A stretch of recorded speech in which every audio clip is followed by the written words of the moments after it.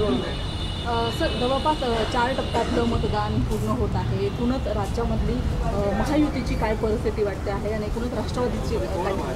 चौथ्या टप्प्यातलं मतदान आज सुरू आहे.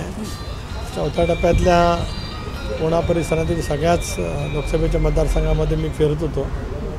मला निश्चित वाटतं की 4 टप्प्यापर्यंत एकंदरीत महाराष्ट्रामध्ये झालेलं मतदान हे महायुतीला अनुकूल त्या ठिकाणी आहे. विदर्भ असेल, मराठवाडा, त्याचबरोबर पश्चिम महाराष्ट्र, कोकणात अशा यावेळेला जागा आणि उत्तर महाराष्ट्रातील काही जागा आहेत आणि शेवटच्या टप्प्यामध्ये तर मुंबईसह ठाणा वगैरे त्या ठिकाणी आहे. त्यावेळेला आणखीन त्या सगळ्या गोष्टीला वेग निश्चितपणे येईल. पण मला विश्वास आहे की चौथ्या टप्प्यापर्यंत चांगलं यश महायुतीला त्या ठिकाणी मिळेल. पण महाविकास आघाडीचा विश्वास अतिशय वाढलेला दिसतो आहे. त्यांचं म्हणणं आहे की यावेळेला महाविकास आघाडीची लहर आहे आणि पूर्णपणे यावेळेच्या जास्तीत जास्त जागा ज्या आहेत त्या महाविकास आघाडीच्या वाट्याला येतात. स्वाभाविकपणाने ते असं म्हणणारच की महायुतीचं लहर आहे म्हणून ते म्हणणारच नाहीत.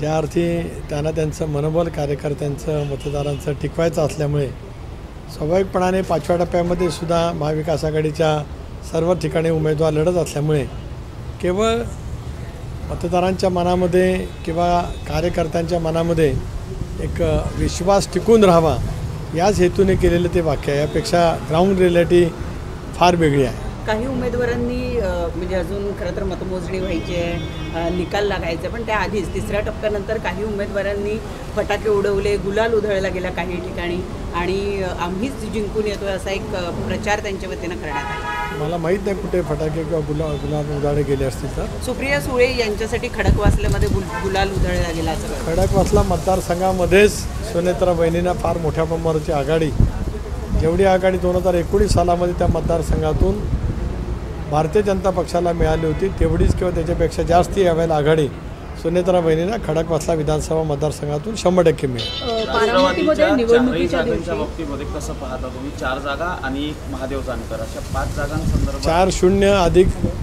आम्ही सोडलेली 5वी जागा. पण आम्ही सर्व जागा लढतो त्या महायुतीमध्ये लढतो आहोत. राष्ट्रवादी काँग्रेस पक्षाच्या चिन्हावरती जरूर त्या जागा आम्ही लढल्या आहेत, पण महायुती म्हणून आम्ही त्या ठिकाणी त्या लढवत असल्यामुळे राज्यात निवडून येणाऱ्या जागा की घटक पक्षाच्या नक्कीच त्या चिन्हावरती त्या ठिकाणी आहेत. पण शेवटी या सगळ्या जागा महायुती म्हणूनच आम्ही त्या ठिकाणी जिंकणार आहोत. बारामतीमध्ये जशा पद्धतीने रोहित पवार यांनी अनेक घटनांचे सातत्याने व्हिडिओ जे आहेत ते सोशल मीडियावरती पोस्ट केले होते.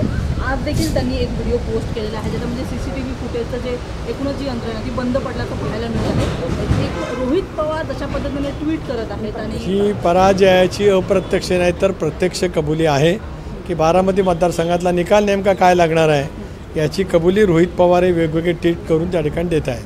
सुहास कांदे यांनी छगन भुजबळ यांच्यावरती आरोप केले की त्यांचे कार्यकर्ते हे तुतारीचा प्रचार करत आहेत. त्यांनी चंद्रशेखर बावनकुळेंची पण भेट घेतली आहे. कांद्यांच्या वतीमध्ये मी काय बोलणार नाही, पण माझ्याकडे मी प्रदेशाध्यक्ष आहे.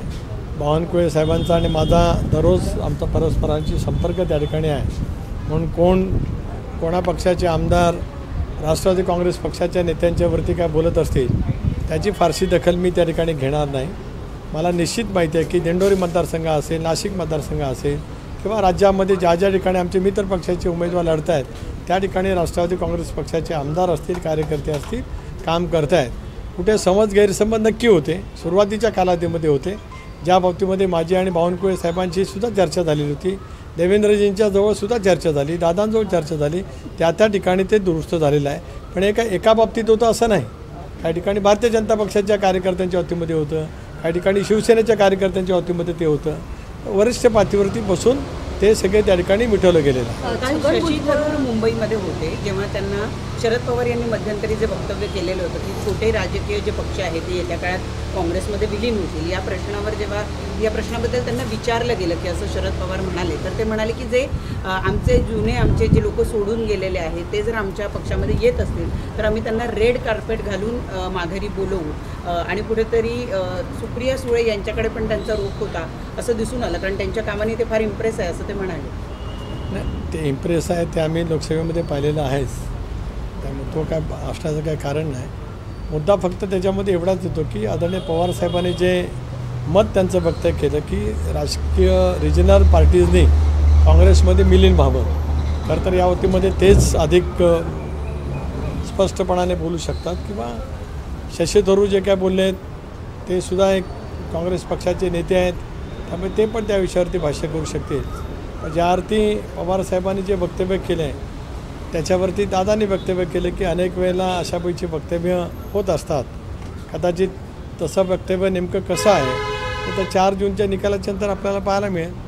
अमोल कोल्हे म्हणतात की भ्रमनिरास केलाय मोदींनी सर्वसामान्य मतदाराचा आणि म्हणून यावेळेला मतदानाची टक्केवारी जी आहे ती कमी झालेली. एक असं की मतदारांची टक्केवारी कमी झाली असं मोदींच्याबद्दल अमोल कोल्हे बोलत असतील तर मग त्यांच्या मतदारसंघात त्यांनी 5 वर्ष काम केलं असा दावा त्यांचा असेल तर त्यांच्यावरती आकृष्ट होऊन मतदारांनी उलट जास्ती बाहेर यायला पाहिजे. त्यामुळे हे जे काय म्हणणं आहे ते त्यांच्या ज्या पद्धतीने अपेक्षित शिरूर मतदारसंघामध्ये होतं ते झालेलं नसल्यामुळेच नैराश्यातून व्यक्त केलेलं ते मत आहे, याच्यापेक्षा वेगळं काही नाही. काल राज ठाकरेंनी महायुतीच्या उमेदवारांसाठी सभा घेतली. या सभेमध्ये त्यांनी सुषमा अंधारे यांच्यावरती निशाणा साधत असताना छगन भुजबळांचे सुद्धा अनेक दाखले त्यांनी दिले. कसं बघताय, महायुतीत सहभागी असून सुद्धा तुमच्याच पक्षातील ज्येष्ठ मंत्र्यांवरती अशा पद्धतीनं दाखले भर सभेत दिले? मी काय राज ठाकरेंचं भाषण पूर्णपणाने काय ऐकलेलं नाही आहे. छगन भुजबळ राष्ट्रवादी काँग्रेस पक्षाचे नेते आहेत, त्यांच्यामुळे भुजबळांनी घेतलेली भूमिका ही या संबंध निवडणुकीमध्ये महायुतीच्या समर्थनार्थ त्या ठिकाणी घेतलेली आहे. या उलट हेमंत गोडसेंनी काल का परवा रोड शो केला त्याच्यामध्ये सुद्धा प्रामुख्याने भुजबळ साहेब सहभागी झालेले पाहायला त्या ठिकाणी आपल्याला मिळत आहे.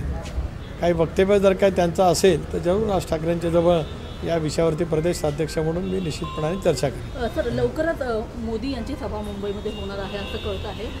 कशा पद्धतीने महायुतीचं नियोजन असणार आहे?